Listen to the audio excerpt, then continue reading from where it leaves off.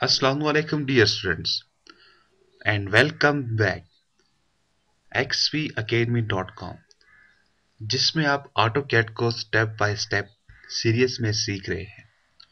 Students, आज के lesson में हम लोग एरे के ऊपर काम करेंगे। बेसिकली हमारे पास एरे दो किस्म के होते हैं, एक रेक्टेंगुलर एरे होता है, एक पोलर एरे होता है। अब सबसे पहला क्वेश्चन तो ये है, एरे है क्या चीज? एरे बेसिकली आपके पास एक ऐसी कमांड है जो किसी भी शेप्स को कॉपी में कन्वर्ट कर देती है, यानी कि उसकी कॉपीज बनाती है। मिसाल के तौर पे जैसे पिछले लेसन में आपने ऑफसेट्स के ऊपर काम किया था, एरे भी सेम टू सेम ऑफसेट्स ही प्रोवाइड करता है, लेकिन वो एक टाइम पे अगर आप ऐसा कह ले वो मल्टीपल ऑफसेट्स अप्लाई करता है। यानी कि एरे क्या करेगा, अगर आपके पास ये एक लाइन है, मैं एफेड करके लाइन को सीधा कर देता हूं, आपके पास ये एक लाइन है, आप कहते हो आपको एक एक फिट्स के बाद 10 मरतबा ये लाइन चाहिए, तो जब आप ऑफसेट के थ्रू आप काम करोगे आपको 10 मरतबा क्लिक्स करना होगा, जबकि एरे क्या करेगा, एक ही क्लिक में इसको 10 मरतबा आगे उठा कर ले आएगा। एरे दो किस्म के होते हैं, एक होगा रेक्टेंगुलर एरे, एक होगा पोलर एरे। रेक्टेंगुलर एरे जो होता है वो रो और कॉलम आपको बना कर देगा। पोलर एरे जो होगा वो 360 की बेस पे चलेगा, यानी कि 0 to 360 आप उसे जो भी एंगल देंगे वहां पर वो जाकर रुक जाएगा। तो सबसे पहला काम हम अपने यूनिट सेट्स कर लेते हैं हमेशा की तरह। UN एंटर करें कीबोर्ड से, engineering fits range, okay. Then D enter करें डायमेंशन के लिए, modified engineering fits range, okay, और क्लोज करते हैं आप इसे। अब यूसीएस आइकन डेफिनेटली मैंने आपको हर मरतबा कहता हूं उसको भी परफेक्ट कर लिया करें।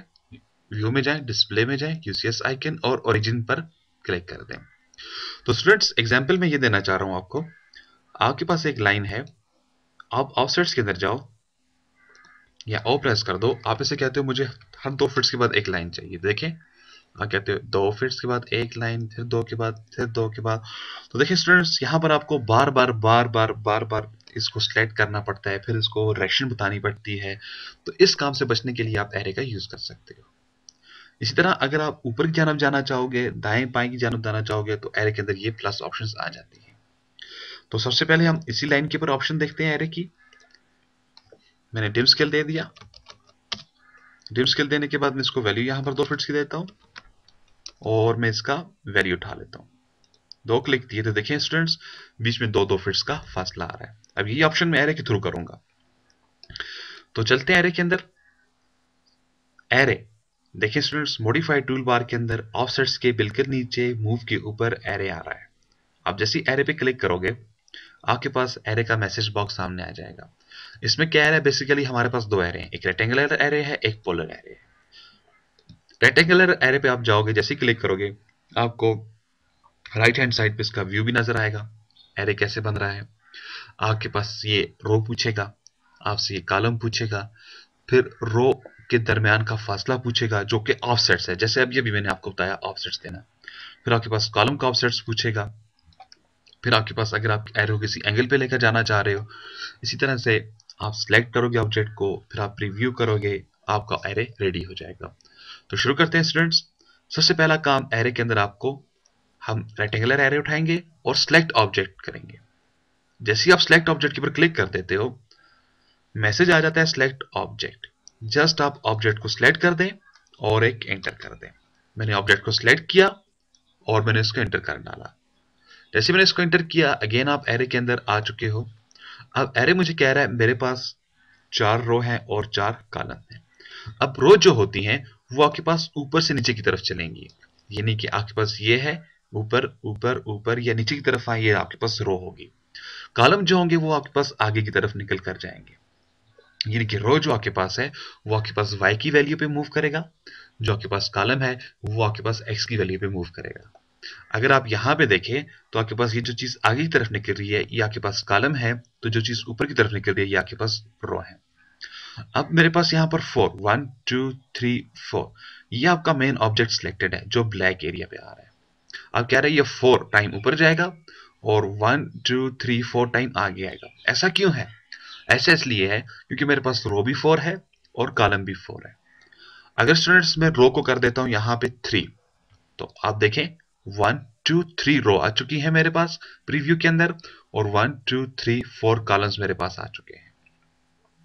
इसी तरह से अगर इसको मैं प्रीव्यू कर देता हूं, तो जैसे मैंने इसको प्रीव्यू किया स्टूडेंट्स, आप देखें मेरे पास यहां पर ही कुछ लाइनें दिखाई दे रही हैं 1 2 3 4 बनी हुई, लेकिन मुझे रो कोई दिखाई नहीं दे रही है, कॉलम दिखाई दे रहे हैं। अब वजह क्या है? आप मॉडिफाइड के अंदर जाएं, आपको चेंजिंग करनी है। बेसिकली मेरे पास ये जो मेरा बेस पॉइंट है, आपका बेस पॉइंट कौन सा होगा? ये ग्रीन एरिया। अब ग्रीन एरिया से आप 1 इंच ऊपर मूव कर रहे हो। जब ग्रीन एरिया से 1 इंच ऊपर आप जाने के बाद एक नई रो बनाओगे, तो लाइन के ऊपर आपको लाइन कभी भी नजर नहीं आएगी।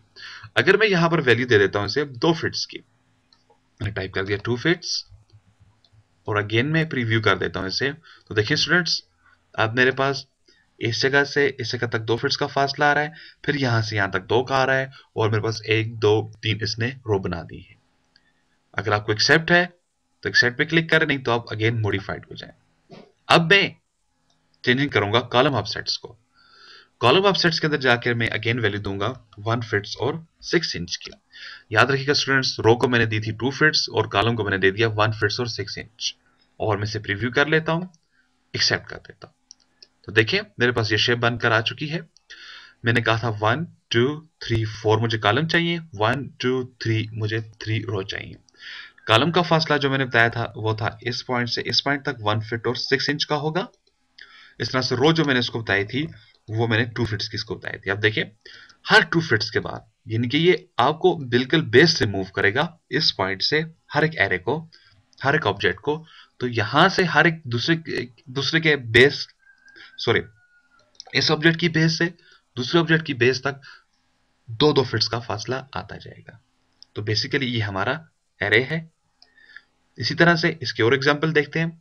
फर्स्ट करें, आपको ये शेप चाहिए, मैं कहता हूं मुझे इस तरह की शेप चाहिए, यानी कि मुझे रो कोई नहीं चाहिए, कॉलम चाहिए। लेकिन स्टूडेंट्स यहां पर भी आपके पास एक तो रो है, क्योंकि एक भी खुद रो होगी, एक रो है और 1 2 3 4 कॉलम आपके पास आ रहे हैं। अब ये शेप में कैसे बनाऊंगा? आप एरे के अंदर चले जाओ, आप सिलेक्ट ऑब्जेक्ट पे चले जाओ, ऑब्जेक्ट को सिलेक्ट किया, एंटर। आप कहते हो आपको रो कितनी चाहिए? 1। कॉलम कितने चाहिए? मैं से कहता हूं मुझे 6 कॉलम चाहिए, और आप इसे जस्ट प्रीव्यू कर दो और इसे एक्सेप्ट कर दो।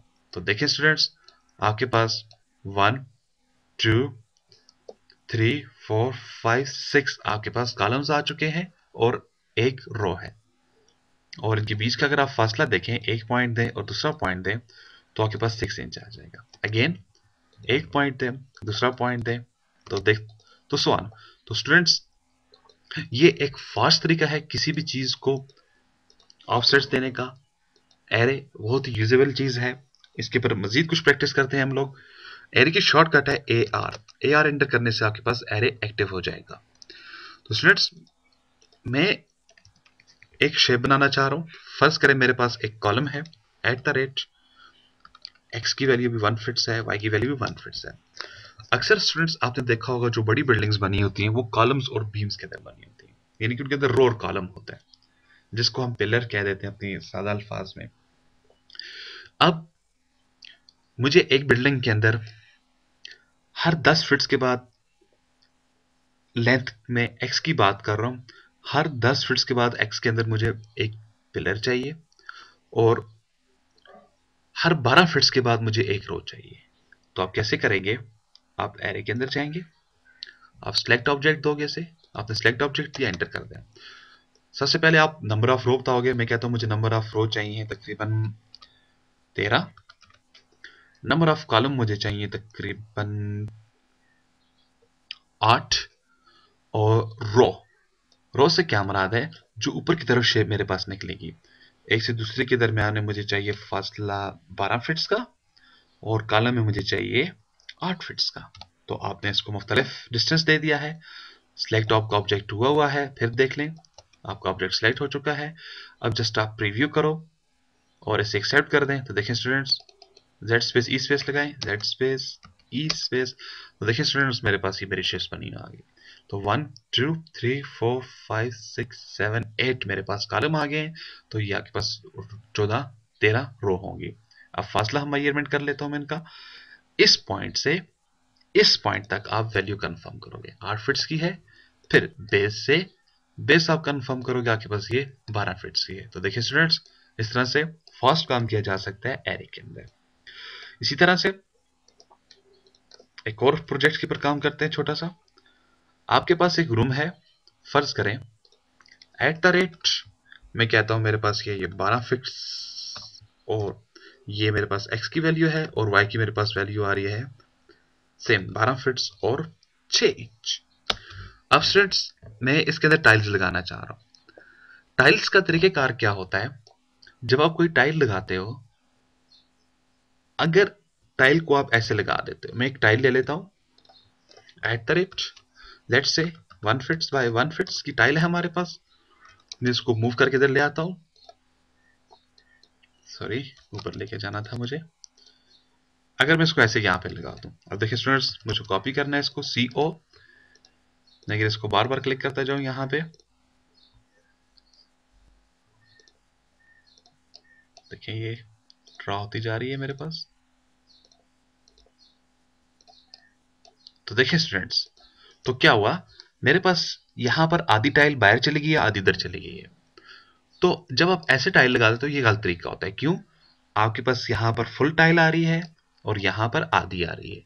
बेसिकली तरीकेकार ये होना चाहिए था, अगर आपके पास इधर आधी टाइल आ रही है तो आप इसको डिवाइडेड बाई 2 कर देते हैं। फर्स्ट करो 2 इंच की इधर आ रही है, तो 1 इंच को मैं इस तरफ लगाता और 1 इंच को मैं इधर लगाता, तो ऑटोमेटिकली तमाम चीजें मेरी सेंटर में आ जाती और मेरी शेप बिल्कुल परफेक्ट दिखाई देती। तो देखते हैं स्टूडेंट्स, ये प्रोजेक्ट कैसे किया जाएगा एरे के अंदर रह के। तो जो आपने एक रेक्टेंगल लगाया है, इसको आप प्लस में कन्वर्ट कर दें, इसके मिड पे प्लस पॉइंट लगा दें। प्लस पॉइंट लगाने के बाद आप एक टाइल उठा लें, शिफ्ट एट द रेट, जिसका एक्स का साइज भी आप 1 फिट्स रखें और वाई का साइज भी आप 1 फिट्स रखें, और मिडिल से मूव करें नीचे की जानब। अब आप मूव करें, सेलेक्ट करके एंटर कर दें और इसको मिडिल से पिक करें। मैंने इसको मिडिल से पिक किया और इसके मिडिल पे क्लिक कर डाला, यानी कि मैं मिडिल टू मिडिल आ गया। अब आप इसको सिलेक्ट करके डिलीट कर दें। तो अब स्टूडेंट्स, आप इसको सिलेक्ट करें और आपके पास ऊपर ये प्रॉपर्टी बार होती है, इसके बारे में बाद में डिस्कस करूंगा। जस्ट आप इधर से कोई भी कलर इसे डिफाइन कर दें। कलर मैंने इसलिए डिफाइन किया, मुझको डिफरेंट करना है मेरी टाइल्स के अंदर और मेरे रूम की बॉर्डर के अंदर। अब मैं एरे एंटर कर दूंगा, लेकिन एक बात याद रखिएगा, पहले हमें जो टाइल हमेशा लगानी होती है एक दूसरे के साथ टच करके लगानी होती है। टाइल्स आपने देखी होगी, नहीं तो आप कोई भी फर्श का डिजाइन देख सकते हैं। देखें 1 फिट्स का फासला है टाइल का। अब आप ड्रॉ के अंदर जाएं, ओ सॉरी मॉडिफाइड के अंदर जाएं और एरे के ऊपर क्लिक कर दें, नहीं तो AR कीबोर्ड से एंटर करें, सिलेक्ट ऑब्जेक्ट, मेन ऑब्जेक्ट को आप सिलेक्ट करें टाइल्स को, और देन आप इस तरह आपको रो कितनी चाहिए और कॉलम्स कितने चाहिए। मैं कहता हूं मुझे 13 ही रो चाहिए, 13 ही कॉलम चाहिए, लेकिन रो ऑफसेट जो मुझे चाहिए वो 1 फिट्स का चाहिए। आप 1 फिट्स की जगह पर 12 भी टाइप कर सकते हो। अगर आपको फासला मालूम नहीं है तो आप पिक कर सकते हो, आप पिक कॉलम में जाओ, एक पॉइंट ये है, दूसरा ये है, आपको जस्ट मालूम होना चाहिए कॉलम ऑफसेट्स क्या चीज होती है। तो देखिए इसने जैसे वैल्यू उठा ली, अब सिंपली आप इसे प्रीव्यू करो, और ये चीज जब आप इधर से बाहर निकल रहे होगे अपनी बॉर्डर लाइन से, तो आप इसे एक्सेप्ट कर डालें स्टूडेंट्स। मैंने इसको एक्सेप्ट कर दिया। अब सबसे पहले जो लाइनें आप डिलीट कर सकते हैं डिलीट करें, ये लाइनें आपने डिलीट नहीं करनी है, बाहर वाली आप डिलीट करें जो लाइनें आप डिलीट कर सकते हैं। तो ये लाइनें मैंने तो हम डिलीट कर दी। अब आप ट्रिम की ऑप्शन चूज करोगे। ट्रिम कैसे काम करता है ये मैं अभी आपको नेक्स्ट लेसन में बताऊंगा। अभी आप जस्ट इसके ऊपर क्लिक करें और एक स्पेस लगा दें। स्पेस लगाने के बाद एक पॉइंट ऊपर दें, दूसरा पॉइंट नीचे दें, और अगेन ऊपर से नीचे जाएं, फिर एक पॉइंट इधर दें इधर, और फिर इसको दूसरी तरफ ले आए। तो आपने क्या किया, इसको ट्रिम कर दिया। आप इसको सिलेक्शन दें, डिलीट कर दें, सिलेक्शन देकर डिलीट कर दें।